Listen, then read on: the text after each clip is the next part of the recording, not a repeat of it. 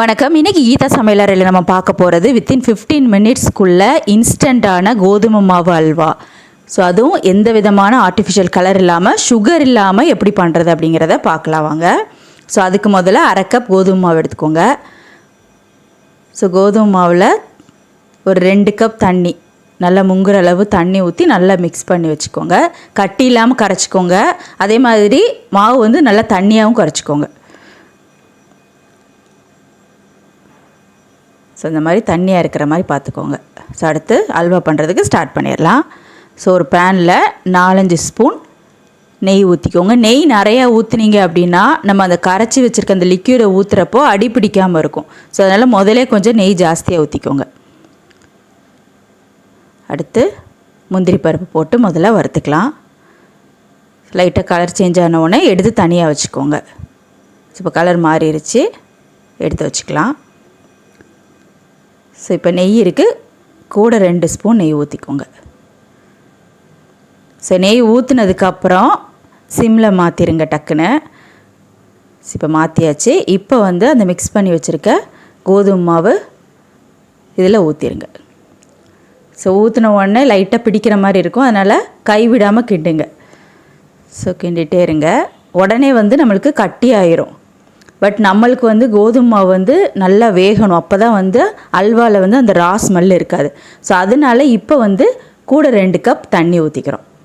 So இது வந்து gold வாட்டரே add பண்ணால் போதும்.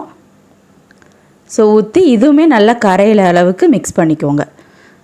ஸோ கட்டி இல்லாமல் கரைஞ்சிடும், அதனால் சிம்லேயே வச்சு மிக்ஸ் பண்ணிடுங்க. இப்போ பார்த்தீங்கன்னா நல்லா கரைஞ்சிருச்சு.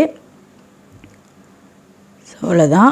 அடுத்து வந்து ப்ரௌன் சுகர் வந்து நான் ஆட் பண்ணுறேன். ஸோ ப்ரௌன் சுகர் போடுறதுனால வேறு எந்த ஆர்டிஃபிஷியல் கலரும் தேவை கிடையாது. அதே மாதிரி ப்ரௌன் சுகர் வந்து உடம்புக்கு ரொம்ப நல்லது. ஸோ இப்போ ப்ரௌன் சுகர் நல்லா கரையிற அளவுக்கு மிக்ஸ் பண்ணிக்கோங்க.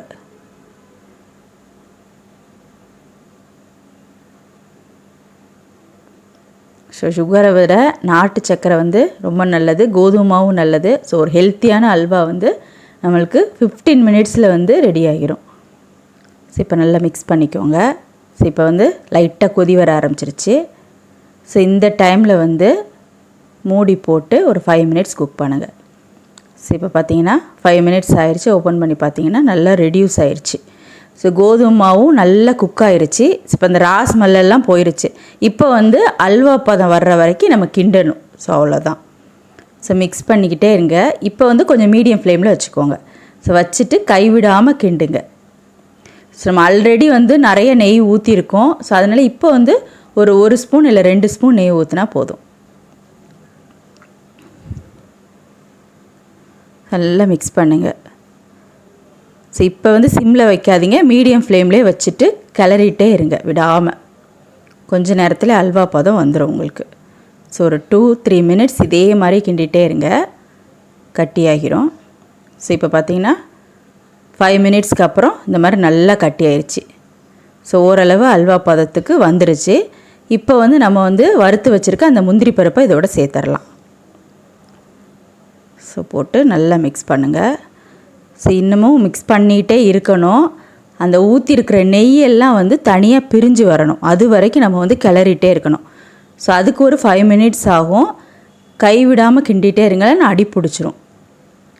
ஸோ கிண்டிகிட்டே இருந்தீங்கன்னா நீங்களே பாருங்கள், கொஞ்சம் கொஞ்சமாக வந்து அந்த நெய் வந்து வெளியில் வரும். ரிலீஸ் ஆக உங்களுக்கு வந்து அந்த அல்வா பதம் வரும். ஸோ ஃபுல்லாக நம்ம எவ்வளோ நெய் ஊற்றுறோமோ அவ்வளோ வந்து தனியாக பிரிஞ்சு வந்துடும். ஸோ அப்போ வந்து கரெக்டான அந்த கன்சிஸ்டன்சி நம்மளுக்கு கிடச்சிரும். ஸோ இப்போ பார்த்திங்கன்னா வந்துகிட்டே இருக்குது. ஸோ டார்க் கலராகவும் மாறிடுச்சு. ஸோ இப்படியே கிண்டிகிட்டே இருந்தீங்கன்னா அல்வா ரெடி.